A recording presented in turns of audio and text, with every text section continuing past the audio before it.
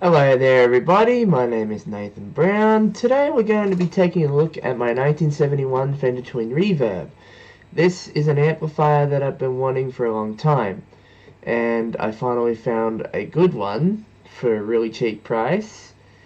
And let's just say that ever since I got it back from the technician, I've been playing it like absolutely fucking crazy. So we're miking it up with an Electro Voice PL80 or whatever it is on the microphone. Let's see what it actually says. It's an Electro Voice P80A. Yeah, we're going to be miking it up with that. And it's going straight into my interface. We got a couple of pedals on the floor. A 70s Crybaby Super, MXR micro amp, and a Julio delay. And if you can't see out of shot from this Marshall clone that's not active, there is a Hammond chassis reverb driver that was made by the technician that serviced this amp. So I hope you enjoy the ride. Let's take a listen.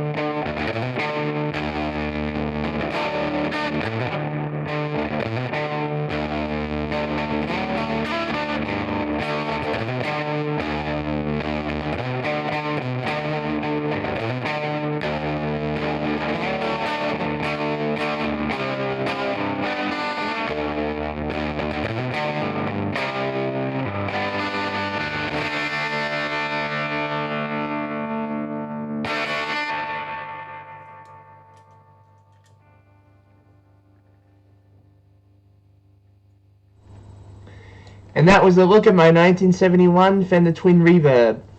My text says it's a 73, but I have no doubt it's a 1971 model because of the transformer dates. They date in 1971, and the pot codes are 1971. So this amp could have been a prototype for 1972 and 73 specs, but it's a non-push-pull master volume model, and I fucking love these amps. There's something about these silver face Fenders that I really like. I don't know what it is, but there's just something about it that I like. And the guitar that I'm using with this, in case you didn't notice, this is a 1970s era Hondo Melody Maker copy, which is pretty cool. I traded my Shredder Ibanez guitar for this. This has an original 1970s or 80s Damasio Super Distortion in the bridge, which is a really rad pickup. Whoever did this pickup modification did it with a professional sensibility. And I do apologize if my webcam microphone is clipping, because this is my current dialogue microphone, and of course the recording of the amplifier would have been in better quality because I actually used a dedicated microphone on the speaker.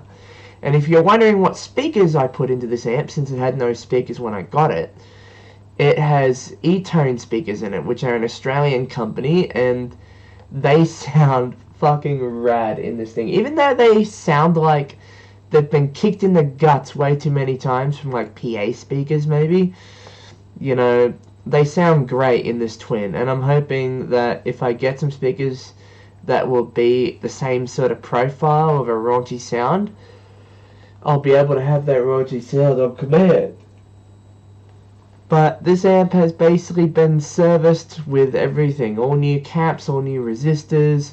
And in the bias section in particular, there's 1,000 volt fast recovery resistors in there, or fast recovery diodes, sorry. So 1,000 volt fast recovery diodes, or resistors, or whatever. This amp will be able to handle anything that's going to be thrown at it, including fucking slide guitar, or maybe even a keyboard, or even a bass. I actually ran a bass through this for a song that I did earlier in the week.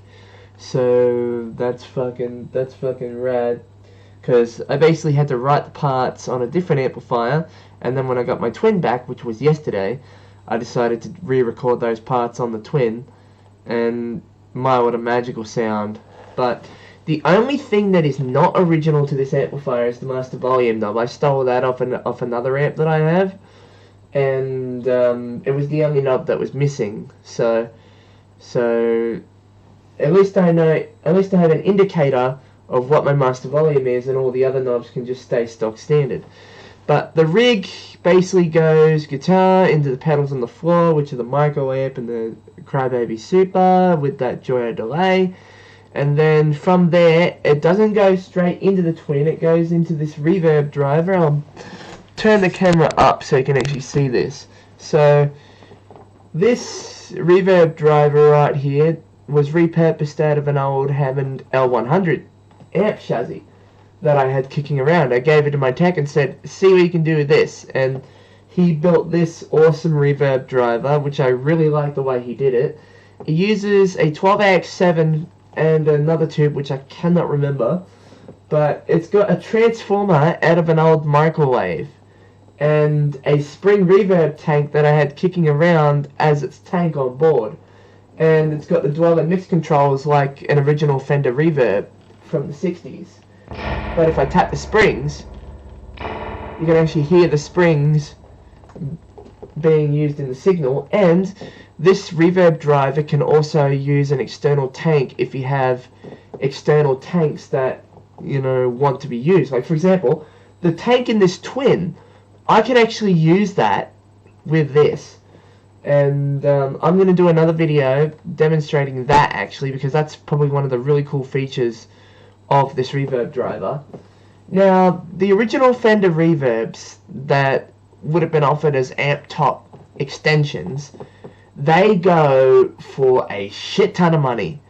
Like, for example, a good one that works is probably about $3 to $4 grand. But if you want to get one for parts, they're pretty much, you know, maybe $1 to $2 grand at most, at least now. But I got lucky with this twin because I absolutely loved silver-faced Fenders, and when I saw the prices that they were going for, I couldn't afford them.